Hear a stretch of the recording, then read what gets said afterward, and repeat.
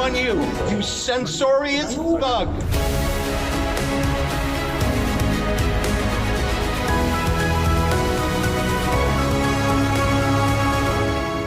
Here's a tweet from Rachel Gilmore of Global News. She says, "I'm done. Free press is under attack. We won't be silenced, but we need you to stand up for us." Holy moly.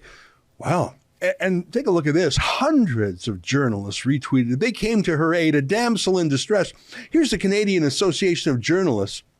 They say, "Online harassment is a scourge on our democracy, and it needs to stop. We stand with Rachel Gilmore." And so many more female journalists and journalists of color who are all too frequently subjected to this vile abuse. And they have a link. And then here's PEN Canada, one of my favorite groups. I'm a member of them. They say PEN Canada stands with Rachel Gilmore and her colleagues in Canadian media and journalism who are suffering relentless targeted attacks, threats of violence, online harassment, intimidation, and abuse for doing their jobs and being women and or IBPOC, press freedom. Okay. Now, studies show that men are actually attacked more online, just like they are in real life. And I'm using the word attack in a nonviolent way. You can't actually suffer violence on Twitter. I suppose you could have a threat, but men are attacked more than women are. But still, what attacks does she mean? Because I don't like people being attacked. Do they mean something like what happens to our Rebel News journalists on a regular basis? Here are a few attacks on journalists that come to my mind. Many of the attacks are actually at the hands of the police. Take a look. Yeah, that's what I'm saying. We understand. Whoa! Let's calm down. And I'll be on my way. Not in here. Are you kidding me? Get egged. Get out. Get out of here. It's a public park. Come on! Don't touch me again, buddy. Here are the thugs! Here are the thugs! Here come the thugs! Shame! Shame! Shame! Shame! Shame! Seriously? What are you doing? Get off! Hey, this is assault. I'm on a side. What is this? I'm on a sidewalk. I am on a sidewalk. What is this? You cannot touch me. No rushing over. Hey! Like, are you kidding? Are you kidding? Let go.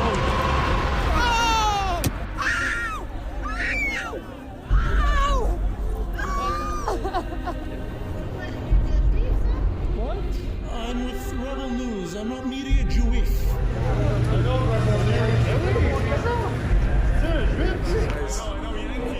So why are we getting such a tough time? We've been through this so many times with you guys. I need to hold my camera, man. Hey, what's going on? I need to hold my camera. Hey. The reality is, organizations like yours that continue to spread misinformation and disinformation. I won't call it a media organization. Your group of individuals need to take accountability, polarization that we're seeing in this country. And it's disappointing to see the Conservatives engage in peddling rebel media, conspiracy theories. J'ai partagé ma perspective sur ton organisation hier soir. J'ai plus rien à dire. You're censorious thug. You physically assaulted me, and so did you. And so did this guy. The likes of CBC and the other members of the media party, they're in there, they're reporting in the warmth, but they can't even give us the opportunity to ask one bloody question on a public sidewalk. Why the are you here? We're working, Because you guys are shutting down the bridge. We want to know why. Why don't you off? Here, there's for your membership. There's for your Rebel News. Sir. Go yourself, lady. Go yourself. Go yourself. Would you like me to turn it up? Here you go. Go yourself. No, You're no friend to Native people. Go I am Native. Go off playing that card. You. Okay. You're You. telling me I'm playing a race card? Yeah, you are. Sir? Get the out of here. Go off. Oh no.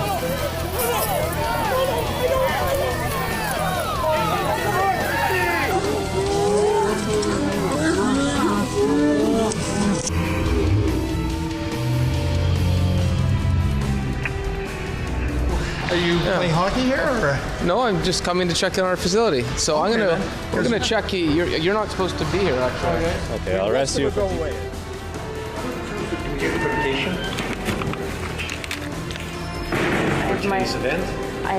We already spoke to Darcy Henton. He said there should be no problem to come in. What? Sorry, why is that? Sorry, why? Now this is an administrative penalty notice. Oh, for what? Yeah. This is for shaking hands with the public. No way. Fail to maintain a distance of at least 2 meters from another person. I'm going to release you. You go back in the protest. You have to wear a mask. If you don't, you're going to be detained. You understand? Again, like this? No, you go to the police station. To jail, basically. To jail, yeah. Did Rachel Gilmore get attacked like any of those people? Did she get hit, God forbid, or kicked, or tripped, or punched like David Menzies was? Or, God forbid, was she shot like Alexa Lavoie, a woman? Let's watch her video. I want to play the whole video. I'm not going to leave 1 second out, so you can hear for yourself what she's talking about. I'm a female reporter, and I have been receiving death threats for months now. My DMs, my replies on Twitter, my emails, this is what they look like every day. And it's not just me. People are targeting female and especially women of color journalists, trying to silence our voices. Myself and my colleagues Erica and Saba have been on the receiving end of these for months, and we've reported it to the police, and so far, nothing has happened. Meanwhile, we've been told that our photos were plastered to the wall of a garage and they were deciding which one of us they wanted to kill. And we're told that we're being stalked, and I don't feel safe leaving my house anymore. Every day, it's like this. Every day. When right-wing influencers talk about me, I get another one. There is racist, misogynistic, disgusting, and threatening language in all of them. And our only crime is doing journalism. Free press is under attack, and people need to pay attention and do something about it, or one of us will get killed. Wow. So it sounds like she's received some very mean tweets and emails. And she described some of the messages, didn't she? She talked about photos plastered to the wall, a list of journalists to kill. She says she's being stalked. That's terrifying for a woman, for anyone. She says she can't even leave the house. Every day this happens, and she blames right-wingers. They're the worst. Now, like any dad, I am very susceptible to a young person crying. And I read one of those messages that she showed. Someone wrote, you could see it, I froze the image here. She says, "I'll kill you, bitch. Better watch your back when you're in public." And a few seconds later, you can see an email from the Ottawa police telling her that she has been assigned a police officer to help her, a lead investigator, which suggests that there are more than one investigator. So I'm sympathetic if, God forbid, if someone would say that to me or my family or friends. I mean, if someone's saying, "I'll kill you," I think the police should investigate. And as you can see, they are. But can I ask a few questions about Global News monetizing and commercializing this story, about publishing a tearful report about it? I mean, that's unusual, isn't it? I showed you a clip that had Alexa Lavoie crying in it, but she had literally been shot seconds earlier. You've never seen Alexa go into the studio and read a script and cry on demand for a video and then put it up for clicks and ad money. That's a bit, I don't know the word, performative, exploitative. That's the Global News way. But still, you heard her. Rachel Gilmore says this happens every day. She doesn't even like leaving her house anymore. Except I happen to know that's not true, because I did a show about Rachel Gilmore in part just last week. When she did leave her house, she went to a blue chip, fancy people only panel at Carleton Journalism School. She was on a panel with some of the most important people in the media, the president of the CBC, the head of Global News, her big boss, the bureau chief of CTV. These were the most powerful women in Ottawa media, and sitting next to them was no one less than the Liberal public safety minister, Marco Mendicino. So not only was she safe, she obviously felt safe because she was laughing and joking and talking about her favorite subject, herself. Especially like white male journalists. A really tough question. Journalists were like constantly on Twitter. We're all about Twitter. So maybe I'll make a TikTok and park with my dog. I like pumpkin spice latte. Maybe because I'm annoying or maybe just because I'm a journalist. Maybe that's a little something to think about, you know? She wanted to talk about herself and laugh and me. Did she look terrified to you? But she said it happens constantly. And she showed that first message, didn't she? Except if you look there, if you freeze it, you can see it had a date on it, July 24th. That's a long time ago. It seems odd to cry today about a tweet from months ago when she was just yucking it up and laughing with powerful insiders just a few days ago. It almost seems like this video is staged. Now, you can see the person who wrote that mean threat to her. You can see the name there. Tyson Martins 5. When she moves her head to one side, you can see Tyson Martins 5. So I went online to Twitter and I typed in Tyson Martins 5. And as you can see, it no longer exists. So it has been dealt with perhaps months ago. But she's making it sound like that just happened to her, didn't she? And that neither the police nor Twitter has done anything about it, but they obviously have. Why would she mislead people like that? That's strange. And here's another message that she showed. At 18 seconds in, here's one that calls her an insulting name, an old crone, C-R-O-N-E. That's sort of an old-fashioned word. It means an old and ugly woman. Rachel Gilmore is obviously not old or ugly, but I get it. It's a mean insult in a long, ranty, crazy email. I get those. I get maybe 50 emails like that a day. Why read it and obsess over it? I mean, you're in the public square. You're going to get heckled. She certainly heckles others in the public square. I mean, I wouldn't call her a crone, but she shows that email while saying someone is trying to silence her voice. Yeah, I don't think so. Just delete them and block them. They can't silence you. Why are you even reading your hate mail? But look at these two images she showed. Take a look. Meanwhile, we've been told that our photos were plastered to the wall of a garage and they were deciding which one of us they wanted to kill. Really? Now, I paused the video on that page and I read it, what she wasn't strategically blocking with her head. And you know what that death threatened to kill was all about? They were talking about the rude party game that teenagers and college kids play. It's called Marry, and I don't want to say this, so there's swear in the middle. Marry, F-U-C-K, kill. I'm going to say screw instead of F-U-C-K. The game's called Marry, Screw, Kill. It's a very rude game, but it's very funny.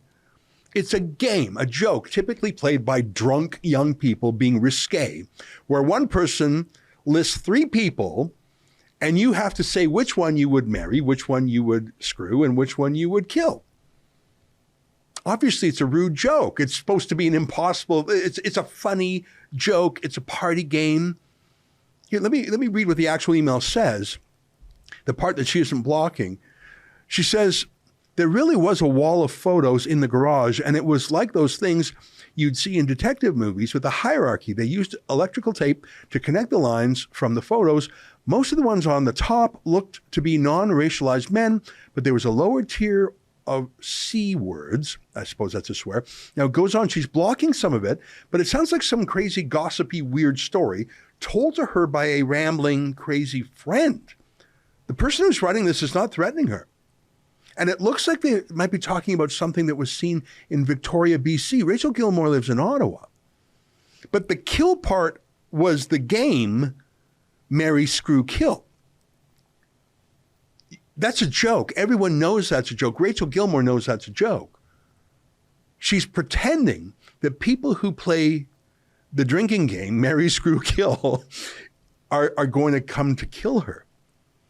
So she's afraid to leave her house, even for a pumpkin spice latte. But in any event, this email, like I say, this was not a threatening email. It was reported by some kooky friend. So that's not a threat letter. That's a letter written by someone who is either gossipy or nutty, or maybe if it's true, could tell Rachel Gilmore where this imaginary gang compound is that has this list of white men and also gay dudes and some women. I'll tell you where that imaginary place is. It's in her imagination. But she did not believe that the game Marry, Screw, Kill was actually going to kill anyone. Rachel Gilmore is lying. Okay, then the next one. Remember this? And we're told that we're being stalked, and I don't feel safe leaving my house anymore. Being stalked. Well, that's pretty serious. That would be scary. But what was the evidence she put on her page then? Well, another anonymous email. I'll read it to you, or the part she's not blocking. She says, just so you know, we've had people posing as stringers infiltrating you guys across the country for years. Long before COVID came along, did you ever wonder how home addresses and hangouts of people leak out, including ones of health officials who were nobodies before 2020? And it goes on like that. A stringer, by the way, is someone who works occasionally for a media company, sort of on a freelance basis. So some stranger is writing an email to Rachel Gilmore. She put it on the screen, and she says that this email writer, who's, I don't know, in some band of right-wingers or whatever, has actually been infiltrating global news, like with fake employees called the stringers, for years now, going back to before the pandemic, so I guess like 2019, before I think Rachel Gilmore even worked there, maybe she was very new there, posing as journalists, like some sort of Soviet sleeper cell in the West waiting to be activated. Do you really believe that? That the trucker convoy, or whoever she hates today, that 3 years ago, before the trucker convoy was even a thing, before there was even a pandemic, before there was a convoy, 3 years ago that these truckers, or whoever, infiltrated global news with fake journalists, and they are stalking her from within her own company. That's what that email says. And she is so terrified by that the stalkers are actually working right next to her in global news that she is literally crying. Rachel, you're a liar, sister. You're a liar. Here's another one. I'll read to you.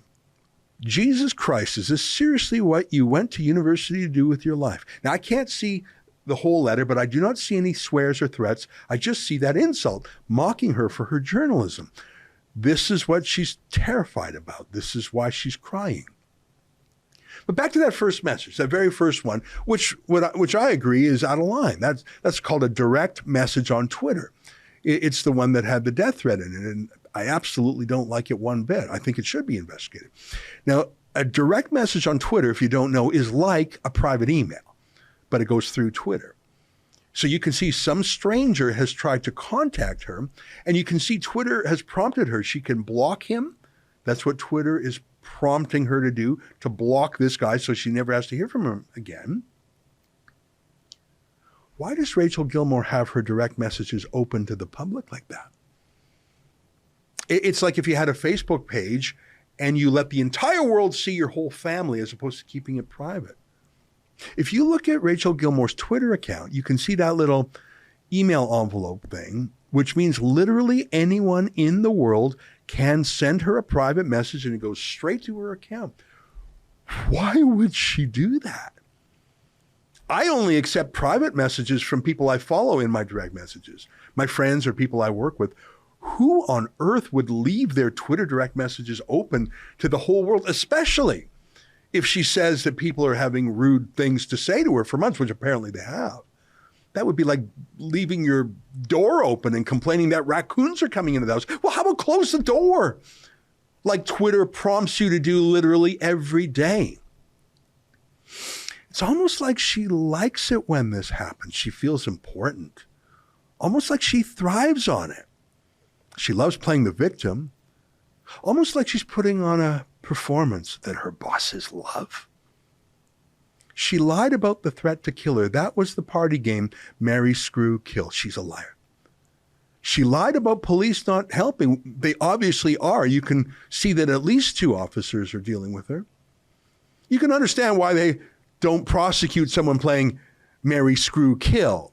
So you can't blame them for that. She's an exaggerator. That email that had the words Viva Frei on them didn't contain a single swear or threat. She just didn't like being told that she wasn't a good journalist. And the truth is, she isn't. I mean, this is her journalism. Are you going to invite your unvaccinated relatives to sit at the dinner table with you this Thanksgiving? Experts are saying you might not want to risk it. Here's why. According to one expert from McMaster University, vaccines are super effective, but they're most effective when you're surrounded by other vaccinated people. If you invite someone who isn't vaccinated, there's a risk of having a breakthrough case. Now, breakthrough cases are pretty rare. There's only ever been about 8,000 in Ontario, but kids can't get vaccinated yet. So part of keeping those kids as safe as possible is telling that one uncle who chooses not to get vaccinated that he might have to sit this one out. But remember her girl power panel the other day? Remember what they wanted. They wanted the Liberal government to criminalize people talking back to journalists in mean ways. Journalists can be mean to you.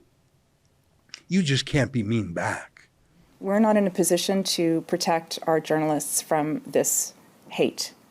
And that's why I think the conversation has to be a bigger conversation. It has to be something that's talked about at a policy level, at a law enforcement level.